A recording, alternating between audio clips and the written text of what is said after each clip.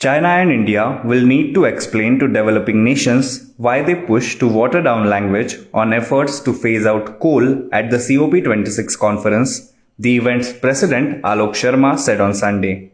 UN climate talks in Glasgow, Scotland ended on Saturday with a deal that targeted fossil fuels for the first time. But India, backed by China and other coal-dependent developing nations, rejected a clause calling for a phase-out of coal-fired power, and the text was changed to phase down. In terms of China and India, they will on this particular issue have to explain themselves, Sharma told a news conference at Downing Street in London. Moving on to the next news, in a major push for a hands-on approach to governance, the Modi government is planning to rope in young professionals, seek suggestions from retiring officials, and make the best use of technology for project monitoring, besides various other steps to be overseen by 8 different groups comprising of members from the entire Council of Ministers, sources said, NDTV reported.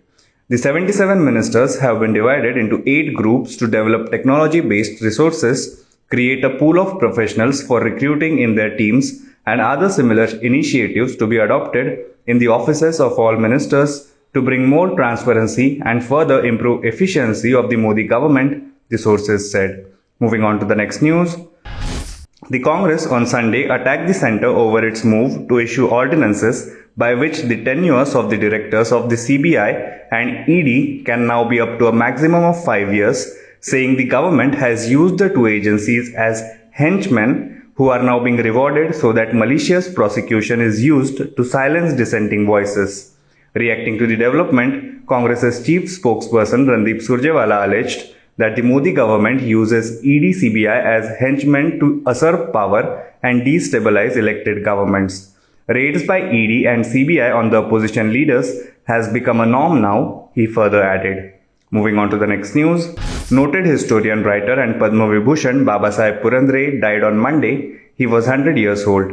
He had been on ventilator support at a private hospital in Pune after being admitted a couple of days ago because of age-related ailments. He died around 5 a.m. Maharashtra Chief Minister Uddhav Thackeray announced a state funeral for Babasaheb. Prime Minister Narendra Modi and many others mourned his death. Moving on to the next news, a visible improvement in Delhi's air quality was recorded on Sunday, although it was in the very poor category, while the city's Environment Minister Gopal Rai said his government will submit a lockdown proposal to the Supreme Court on Monday to reduce pollution further. The national capital recorded a 24-hour average air quality index AQI of 330 on Sunday as against 437 the previous day, as emissions from farm fires in Haryana and Punjab dropped significantly. The AQI was 471 on Friday, the worst this season so far.